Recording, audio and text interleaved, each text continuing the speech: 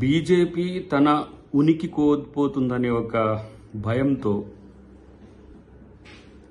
కొన్ని ప్రకటనలు చేస్తున్నది. ఈ మధ్య చూస్తున్నాం. అటు కిషన్ రెడ్డి గారు, ఇటు ఈటల రాజేందర్ గారు, ఇటు రాజా సింగ్ మాట్లాడుతున్న తీరు ఉనికి కోసమే అన్నట్టుగా కనబడుతున్నది.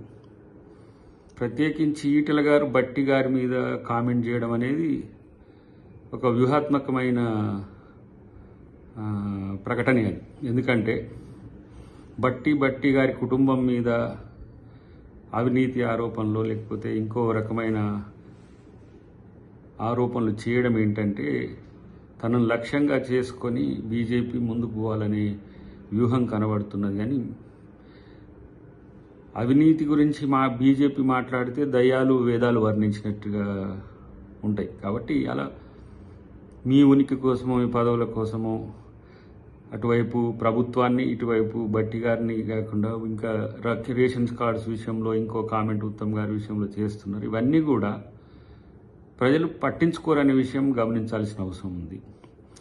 రెండవది, రాజ్యాంగం పట్ల వాళ్ళకి ఏదో నమ్మకం ఉన్నట్టుగా రాజ్యాంగమే మేమే ప్రొటెక్ట్ చేస్తున్నట్టుగా చేస్తూ మాట్లాడుతుండడం కూడా హాస్యాస్పదం. ఈరోజు రాజ్యాంగాన్ని మార్చాలని అంటున్న మీ ఎవరైతే మిత్రులు ఉన్నారో వాళ్ళ పట్ల మీ విధానం ఏందో తెలియదు. అటు రాహుల్ గాంధీ గారు నవంబర్ 26 నుంచి జనవరి 26 వరకు రాజ్యాంగ విజయయాత్రల్ని అన్ని రాష్ట్రాల్లో చేయాలని పార్టీ నిర్ణయం తీసుకుని తను కూడా ప్రత్యేకంగా పాల్గొంటున్న వైనం చూసిన తర్వాతనే తన మీద కూడా కేసులు పెడుతున్నారు. రాజ్యాంగాన్ని ఆయన పట్టించుకోవట్లేదని, అసలు దేశాన్ని పట్టించుకోవట్లేదని చెప్పి ఇలా అసోంలో కేసు పెట్టిన పరిస్థితి ఉన్నది. కాబట్టి బీజేపీ యాక్టివ్ రాష్ట్రంలో అవ్వడమైనా, అటు ఆంధ్రప్రదేశ్లో అవ్వడమైనా, ఇటు ఇండియాలో అవ్వడమైనా వాళ్ళ యొక్క వ్యూహం స్పష్టమవుతున్నది. ఇటు సౌత్లో బలపడడానికేమో అన్ని రకాల ప్రయత్నాలు చేస్తున్నారు. అటు నార్త్లో నిలుపుకోవాలంటే బడుగు బలహీన వర్గాలు రాజ్యాంగ అమలును కోరుకుంటారు. కాబట్టి రాజ్యాంగానికి మేము వ్యతిరేకమని పోయిందనే ఉద్దేశంతో దాన్ని కప్పిపుచ్చే ప్రయత్నం చేస్తారు. ఇటువైపు ఇక్కడ కిషన్ రెడ్డి గారి నుంచి మొదలు పెడితే కింది స్థాయి నాయకుల వరకు కాంగ్రెస్ను లక్ష్యంగా చేసుకొని మీరు చేస్తున్న స్టేట్మెంట్స్ ఏవైతే ఉన్నాయో అవన్నీ కేవలం మీ రాజకీయ అస్తిత్వాన్ని నిలుపుకోవడానికి తప్పితే మరొకటి కాదు. మిమ్మల్ని ఎవరు నమ్మరు. రేపు బీజేపీ పూర్తి స్థాయిలో భూస్థాపితమయ్యే రోజు భవిష్యత్తులో ఉంది. కాబట్టి కాంగ్రెస్ ముక్త భారత్ అని చెప్పి ముందుకు పోయి ఇలా మీరేం కోల్పోయినరో మీకు అర్థమయ్యే రోజు భవిష్యత్తులో ఉన్నది. ఇప్పుడు చావు తప్పు కళ్ళు లోట పోయినట్టుగా గెలిచిండ్రు. భవిష్యత్తులో ఏ విధంగా ప్రజలు తీర్పిస్తారో మీకు తెలుస్తుంది. ఒకవైపు ఏమో బీజేపీ బీఆర్ఎస్తో పోరాడినట్టు కనబడ్డది గతంలో. కానీ ఎప్పటికైనా బీజేపీ బీఆర్ఎస్ కలిసి వచ్చే ప్రత్యర్థులే మాకు.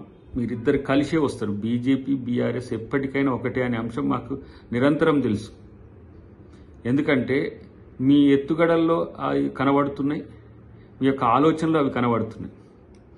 ఏ విధంగా ఒక్క ఎంపీ సీటు రాకుండా బీఆర్ఎస్ నష్టపోయి బీజేపీకి ఇచ్చిందో, రేపు బీఆర్ఎస్ బలహీన పరిస్థితుల్లో బీజేపీతో కలుపుకొని వస్తారనే అంశంలో మాకేం పెద్ద తేడాలు ఏం లేవు. అవి ఊహిస్తున్నదే.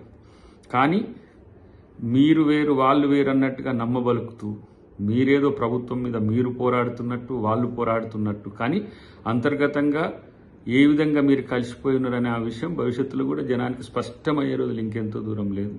కాబట్టి మీరు బట్టి గారి మీద విమర్శలో, ముఖ్యమంత్రి గారి మీద విమర్శలో, మంత్రివర్గం మీద విమర్శలో, ప్రభుత్వం మీద విమర్శలో ఇవి ఏవి చేసినా మిమ్మల్ని ఎవరు పట్టించుకోరు.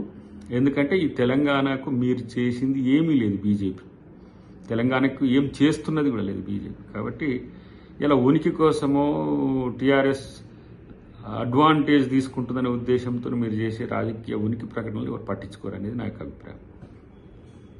ప్రపంచంలో ఏ మూల ఏ క్షణం ఏం జరుగుతుందో వేగంగా తెలుసుకోవడానికి తొలి వెలుగు వాట్సాప్ ఛానల్ని ఫాలో చేయండి.